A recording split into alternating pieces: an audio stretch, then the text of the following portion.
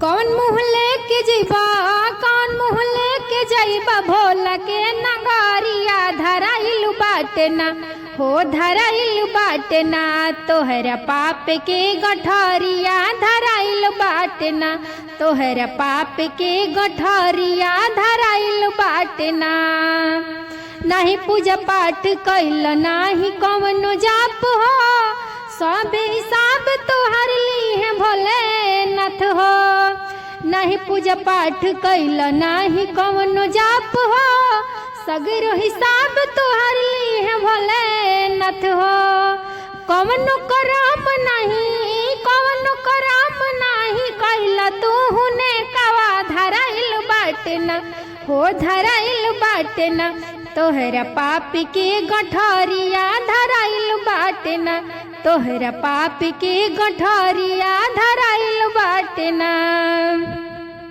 मटिए के तन माटिए में मिल जई है, भाई माई बाप के हुक्म नहीं आई है। मटिए के तन माटिए में मिल जई है, भाई माई बाप के हुक्म नहीं आई है। हथवा पसार जइबा, हथवा पसार जइबा, भोला के नगरिया धराइल बाटे ना, हो धराइल बाटे ना, तोहरा पाप की गठरिया धराइल बाटे ना, तोहरा पाप की गठरिया धराइल बाटे ना।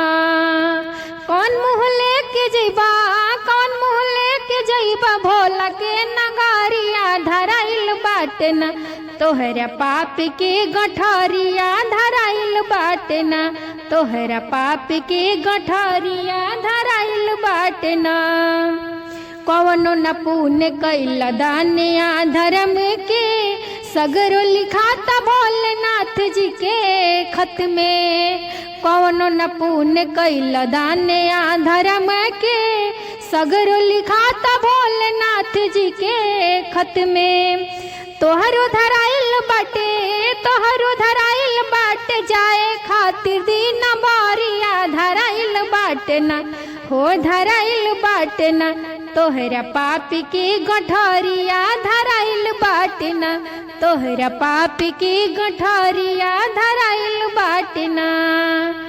कौन मुँह लेके जइबा, कौन मुँह लेके जइबा, भोला के नगरिया धराइल बाटे ना, तोहरा पाप के गठरिया धराइल बाटे ना, तोहरा पाप के गठरिया धराइल बाटे ना।